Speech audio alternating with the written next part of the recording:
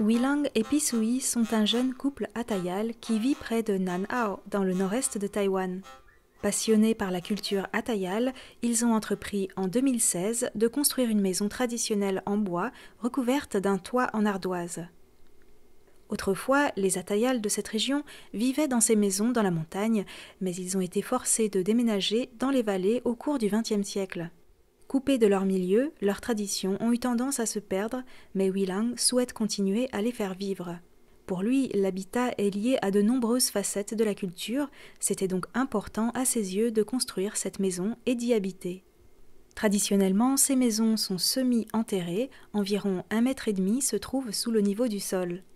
Les typhons sont très forts dans cette région, mais grâce à cette technique, non seulement les fondations sont profondes, mais en plus, la surface de la maison frappée par les vents est réduite. Depuis 2016, Wilang et Pisui n'ont jamais eu de problème lors du passage des typhons.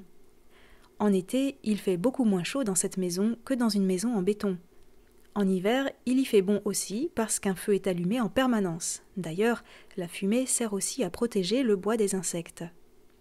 Wilang a la chance d'être originaire du village de Hakabaris, qui a été déplacé dans la vallée tardivement, en 1964. Ses grands-parents ont donc vécu dans la montagne dans leur jeunesse et ont pu lui enseigner comment construire.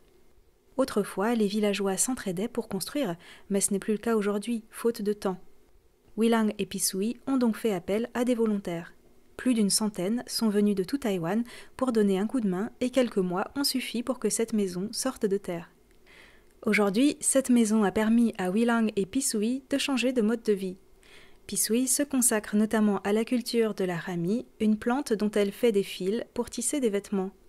Wilang, quant à lui, tout en enseignant à l'école primaire, organise parfois des ateliers de vannerie.